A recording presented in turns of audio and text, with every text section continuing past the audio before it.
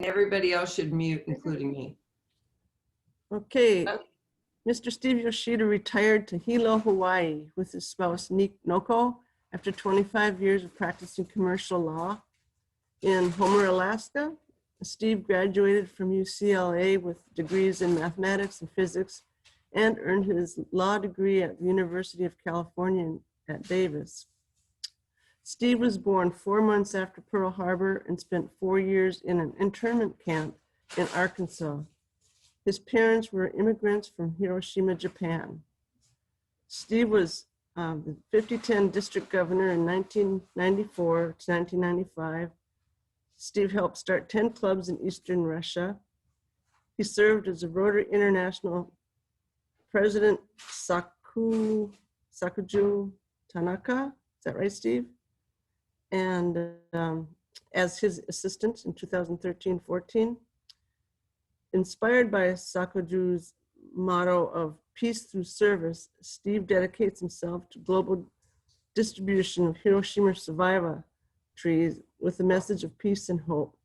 So I was honored to be chosen to go on a Rotary Friendship Exchange with Steve and Noko to New Zealand. And we had a fairly large group, and it was sort of an international friendship exchange in that we were with a group of Russians. And so we had to learn how to speak a little Russian, and it was a fun trip. And so Steve's been around and part of Rotary for years and years. And now he's in, like I say, he's eating or living in Hilo, having avocados, bananas, and oranges for dinners or breakfast every day.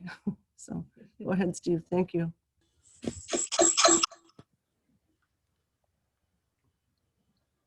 Okay, Pat. Okay, I'll start. Thank you for that introduction, Mary. It was a fun time in New Zealand. I'm happy to see other people I know, like Rosie. And it reminds me of what a friendly club you are. I made my governor visits there. It was fantastic. Also, I'm very pleased at how already you're doing things for peace. Sarah, it's fantastic. That's what we try to encourage with the project I'm involved in. So I want to tell you a little bit about my story and how Rotary has really given me a peace mission. First, I have a proviso. The things that I will speak about are sometimes not pleasant, but there is no meaning of guilt in any of this. I think it's important for peace. And especially on the UN World Peace Day, their purpose is to globally share the date for all humanity, to commit to peace above all differences, and to contribute to a culture of peace. That's the official UN goal. And it just fits perfectly with Rotary. That's what we do. So first, briefly, my story, as Mary said, I spent the first 5 years of my life as a prisoner of war, so to speak. But I was too small to be damaged by it. I grew up in a middle-class atmosphere, but my parents and my brothers were involved. And on the other side, my parents came from Hiroshima, so we lost many of our relatives there. So it was a disaster for one family. And as I grew up, my family, my mother and father really never talked about it. It's a Japanese custom to say, well, it can't be helped. But as I grew older, I discovered all of the damage that had been done to our family in particular, and to Japanese people and Americans as well. So first of all, I thought I'd tell you a little bit about the bomb itself, because it's something until I got involved with Hiroshima and my project that I really didn't know too much about. 75 years ago, the bomb fell on Hiroshima, and it was picked as a military objective.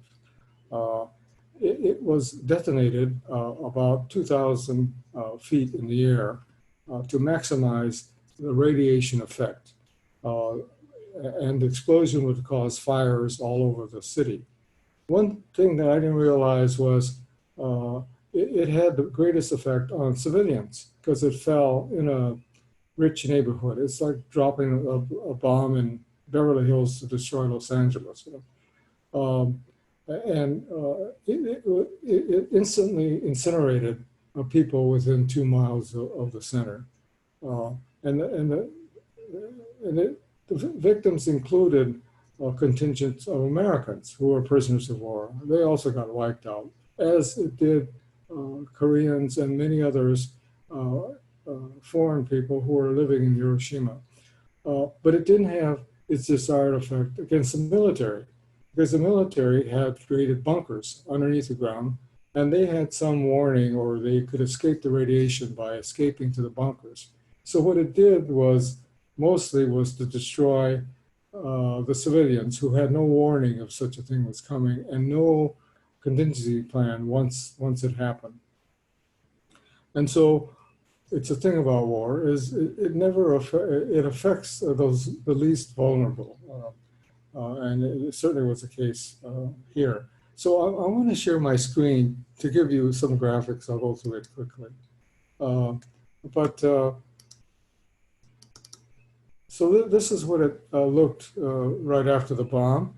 And the thing about the story of Hiroshima is the resilience of the people, and my project relating to the resilience of these survival plans. You can see the complete desolation.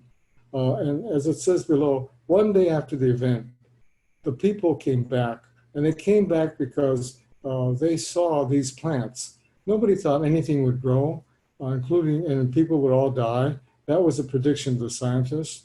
But soon after the bomb, plants with deep roots started to come back. And that gave the people of Hiroshima hope. If these plants can come back, we can come back too. And so instead of despairing, they immediately got to restoring their city. And as you can see, one day, and this is amazing to me, after the bomb, electricity and water was restored. The city people neglected their own families to put together the electric and water system for the survivors. So that was amazing. Let me see the next one here.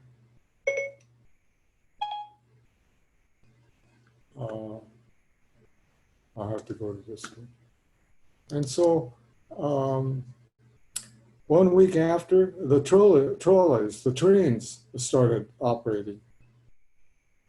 And the bank opened 2 days after. And then 3 years after, the city was largely rebuilt. So I wanted to give you a feel for the resilience, despite the tragedy, of the people of Hiroshima. And so let me see, get out of this. One more. And so you can see children coming back, and the schools opening, and the bomb tower in the background there. So, so that really impressed me when I went to Hiroshima and saw this. And so about Rotary, so I grew up thinking I wanted to do something for Rotary. And by the way, I live in Hawaii. I sold my boat and the car in Homer, Alaska. So I'm so happy to have a contact with your club because I'm missing Alaska. Although I love Hawaii. Thank you, Scott, for that background. I couldn't find one appropriately. So now I'm enjoying Hawaii, but also I continue to be involved in my peace project. So how did that happen? Sakuji Tanaka was my district governor classmate, and through him I got involved with the Peace Forum. I was his chair in Honolulu and went to Hiroshima, where I learned about this project. And the project has to do with peace education. I discovered Hiroshima. I didn't know what to expect when I did Hiroshima. I thought there would be a lot of people seeking revenge or hatred of Americans, but it was totally the opposite. The motto was forgive, but never forget. And so it's a peace city. It has an attitude towards peace that I found nowhere else in the world as I travel throughout the world. Because they've translated their experience into something very positive. And that's what Rotary tries to do. And so they reach out to the world, saying, talking about the horrors of nuclear weapons and trying to eliminate war. I didn't get that. Could you try again? Oh, I'm sorry. So, Sorry, I can't do that. You're not listening to iTunes. that's my computer speaking. And so I discovered that there was this project of spreading these seeds of survivor trees all over the world. And they were doing it, the organization that we partnered with, in a small way. And we thought through Rotary, we could make this really an international project. And so we promoted this through 5 different conventions and through peace conferences, and it's been really successful. And one of the people that came to our one of our peace conferences from Kenai, and I think that's how Mary made a connection. She received some seeds at a district conference where they were distributing these seeds, and I understand that unfortunately they've died because of the virus. The school kids couldn't get to them. But we can provide you with others if you're interested. So the seeds are sort of a symbol, and the plants as they grow are a symbol of a second generation of plants that would survive the bomb. One of the trees have survived 5 different world catastrophes, and they've been trees for millions of years. And so it really has a great symbol, and it survived the atomic bomb. And it continues to grow all over the world with this message of peace. And it's been a great symbol for schools, especially young people, first to see the horrors of war, second, to understand that war doesn't really solve any problems, that we should never get countries to a point where they're looking at each other and trying to create hostilities, that we need an attitude toward peace so war never happens again. Once war starts, unfortunately, we resort to these horrendous weapons, and there's not much one can do once you get to that stage. So this culture of peace is really the way, I think, and Rotary's role as a network of international leaders who helped found the UN, actually, is a great way to involve ourselves. And everybody can do something, in your community, like what Sarah's doing and what your club is doing to promote peace. So through Rotary, that's a great way to do it, to share in programs. I hope your club can share in what you're doing to the district. So that's my story. And now I grow survivor plants in Hawaii, and I bring them up to seedlings, and we try to distribute those seeds. There's some difficulties in shipping. It's much easier to ship seeds and have kids grow them and learn by the symbolism that is involved. And we help with some education, but I don't think that's necessary. Everything's on the internet, and the kids really learn themselves.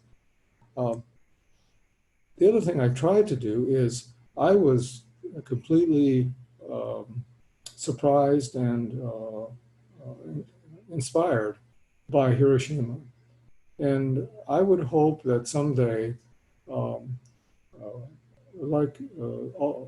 most all the clubs in Japan send the young people, and they help raise the money to send them to the museum in Hiroshima. And it's a life-changing experience to walk through that museum and see all the exhibits there. I didn't get that. Could you try again? So I would encourage maybe in the future, or that maybe we can have internet connection and talk with some of the activities that are happening in Hiroshima. It's a look to the future. I mean, if you ever want to see a peace city and a peace attitude, Hiroshima is it. You don't have to teach them about peace because they have their history, the museum, and every one of their children are educated in peace from early grades.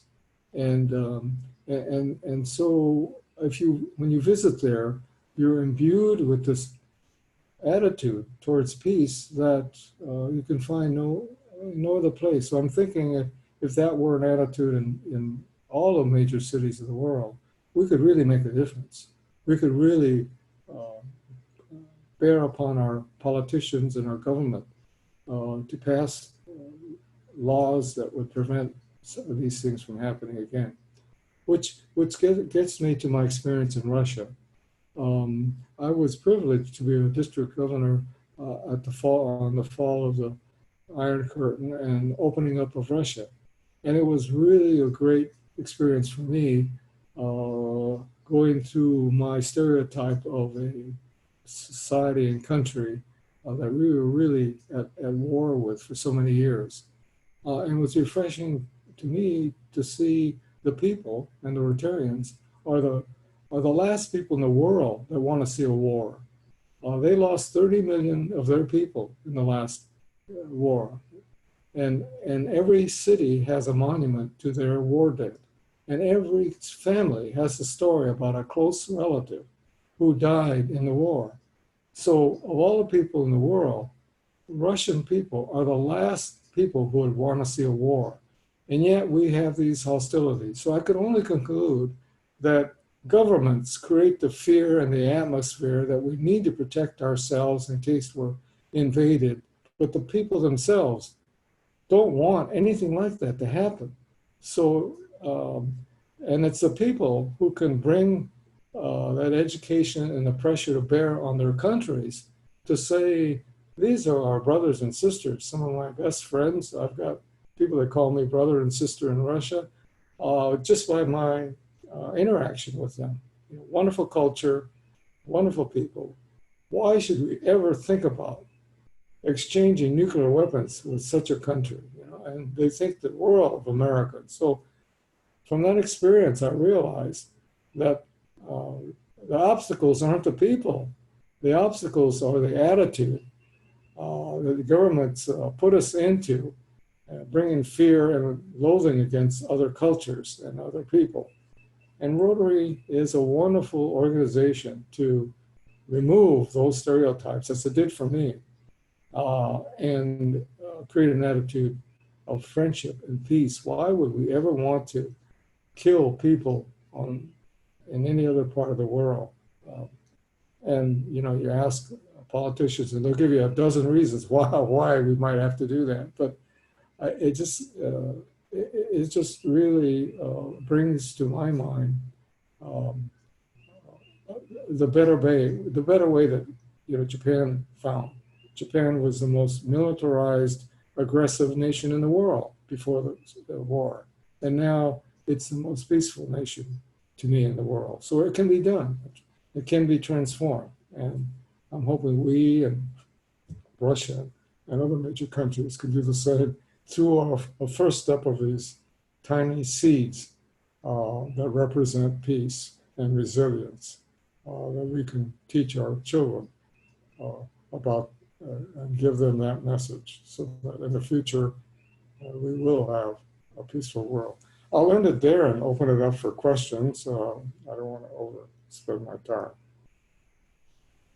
Thank you so much, Steve. Really appreciate your coming. And do we have questions?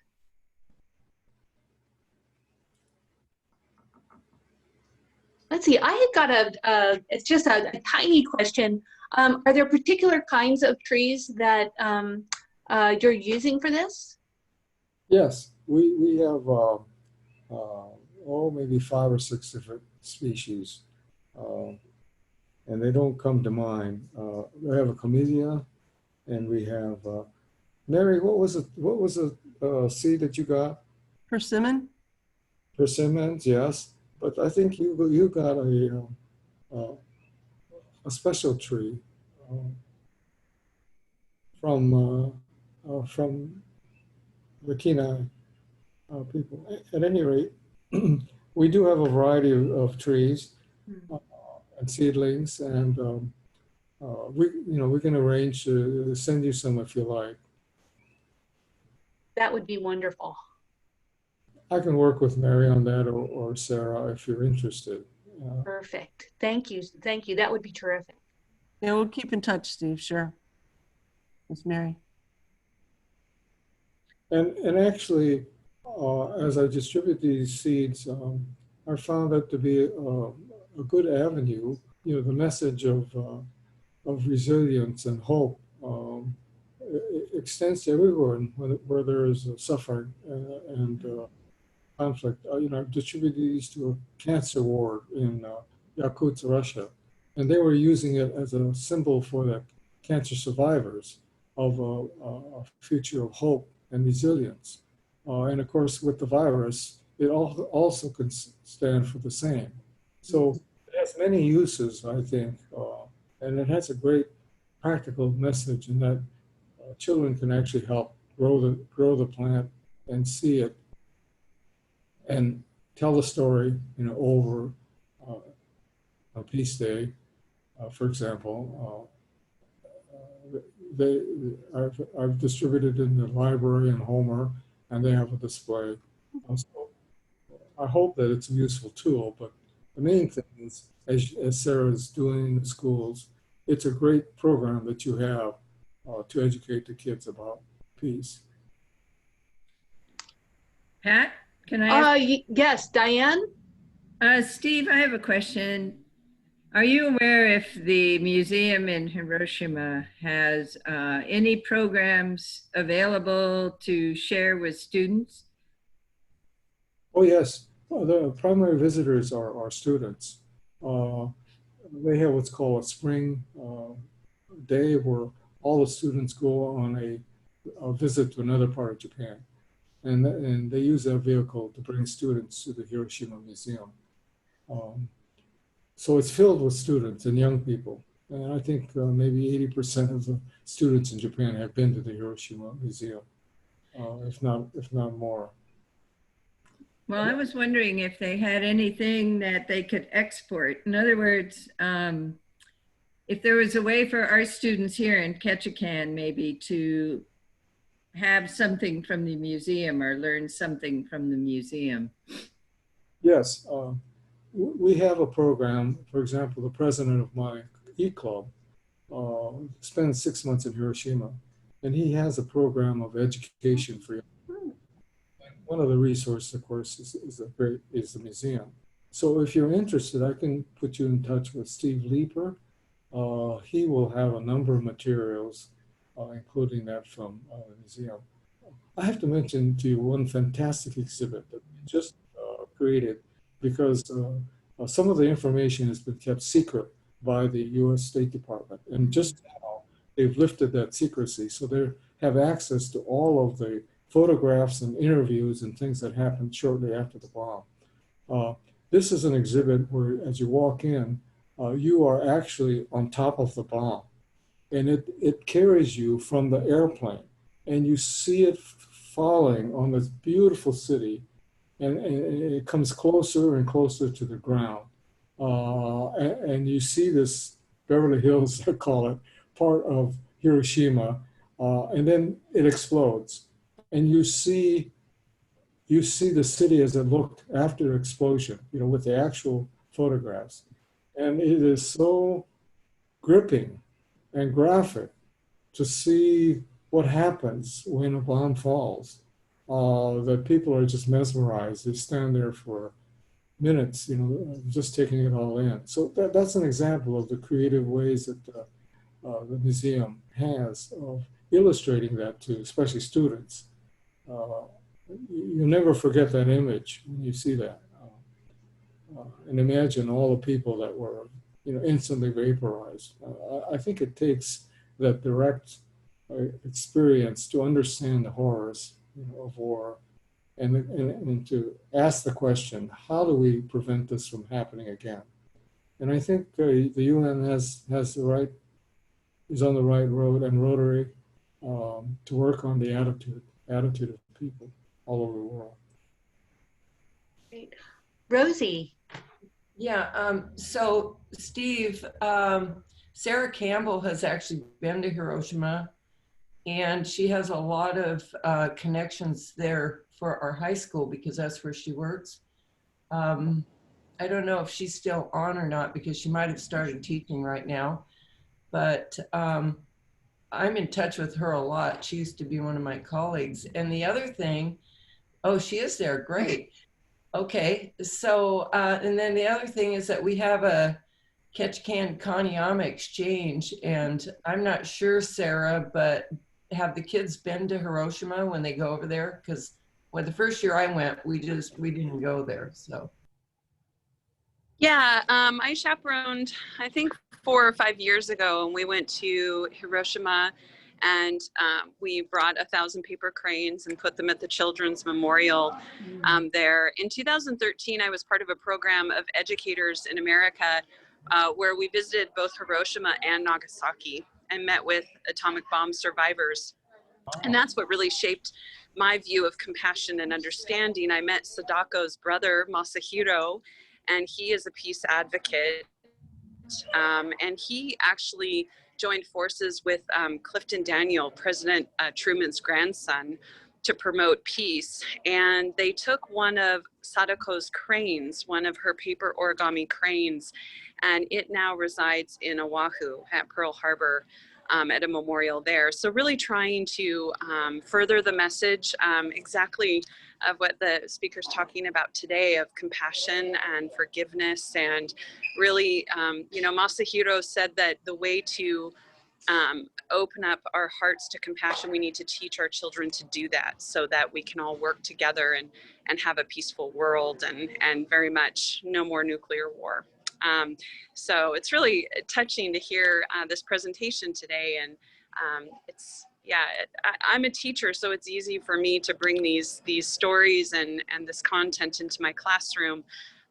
But it does make an impact on our students, and they really do see the connections and the lessons that we can learn from this. So thank you. Thank you. That's wonderful. If you ever do that again, I'd like to introduce you to our president and his connections and the Hiroshima Rotary clubs. I think it would have even a greater connection to have the Rotary Club involved. They'd be happy to meet with your students and maybe have a social or something together. So with this connection, we can make your trip or even internet connection a lot more meaningful. So let us know if there's anything we can do. Thank you. Margaret, did you have a question or a comment? I did. I just wanted to say thank you so much for sharing this story of your personal journey of learning about peace and your program with the Seeds for Peace. That's really amazing, and I hope we do get more of these seeds in Ketchikan.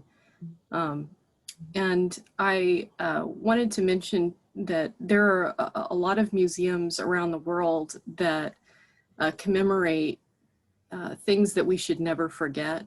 And the Jewish Museum in Berlin was one of those experiences for me, seeing the displays that they have. They have a sculptural garden that represents all of the people who were killed in World War II, in the Holocaust. And it's really amazing to hear about the Hiroshima project reaching out to students too, because I think when we learn about these things from a personal perspective and hear the stories of human lives lost only as adults, it's too late. I think it's really important for young people to hear it. So thank you.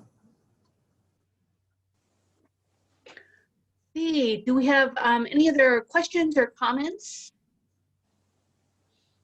I have one comment I'd like to make. Several years ago, when Hisako and I were almost newlyweds, we went to a community breakfast at the VFW Hall in Washington, in one of the little town in Washington. And on the wall in the VFW was a big sign that said, "Remember Pearl Harbor." And my wife, who's Japanese, was shocked at that, you know, that we would have a sign up, "Remember Pearl Harbor." Of course, that hit us. But in Japan, nobody remembers Pearl Harbor. In Japan, everybody remembers Hiroshima. But we in America do not really remember Hiroshima the same way. And you know, we have to remember the things that we control. We controlled the bomb going into Hiroshima. We did not really control the attack on Pearl Harbor. It worked the other way around. When I watch NHK News this last month in August, the news was just full of the 75th anniversary of Hiroshima. And we did not get that news in the United States in that intensity. We need to have our horizons broaden on both sides. We need to remember Hiroshima. Japanese need to remember Pearl Harbor, because those are the things that we controlled. And it's hard to believe that that would happen again between the United States and Japan. The understanding and the relationships have gotten so intertwined that we have understandings that will prevent this from happening now. Our commercial relationships, the Kanayama program, our cultural exchanges, these have all made a network that is going to prevent this from happening in the future. It's not that way with other countries. I see what's happening with China and North Korea. You know, you can pick the hot spots around the world and say, we do not have this understanding that we've developed with Japan, but we need to work on those. And that's what peace is all about. Great, thank you. Anything else? So, oh, go ahead, I Mary. just want to say thank you, Steve, so much for, again, getting up so early and talking to us, and everyone for staying on and listening. Hope to come to Hilo and visit someday soon. Thanks. Thank you, Steve. That was wonderful. Yeah. Good discussion. Yes. And thank you so much, Steve Yoshida, again, for coming on so early and talking to us and being so eloquent on the subject of peace. We very much appreciate it. It's a message that is really important and powerful. So thank you. Thank you so much. So anything else for this meeting? If not, well, go ahead. Pat, if anybody can show up on Saturday to support the Interact Club, that would be great too. It would be nice to have a Rotary presence there also. So on the dock and from, what'd you say, from 12 to 3 or something. So yeah, okay, we'll get out an email regarding it. Perfect, great. Thank you, Marna. Okay, well, let's see. Let's adjourn the meeting. Have a wonderful day and a wonderful week. And just remember that Rotary opens opportunities. Bye, everybody. Bye. Bye. Bye.